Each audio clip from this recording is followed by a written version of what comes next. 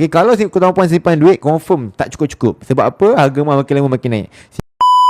Tapi bila tuan-puan simpan dalam e-commerce gap terus sikit-sikit, okay, tuan-puan akan dapat gram. Tuan-puan kumpul gram. Dan tuan-puan akan dapat puratakan harga emas tu lebih rendah. 15 gram ni bukan kumpul duit sampai cukup 15 gram baru top up 15 gram. Tak. Saya simpan sikit-sikit sebulan 100. Daripada tahun 2021 sampailah hari ni, daripada harga emas 200 lebih sampai harga emas 500 lebih bulan 4 tadi.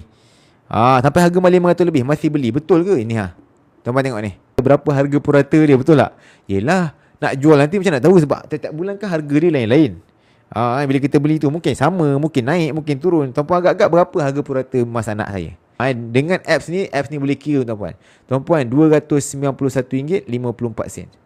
RM291.54. Walaupun dah beli emas bulan lepas 500 lebih, tapi harga purata masih 291.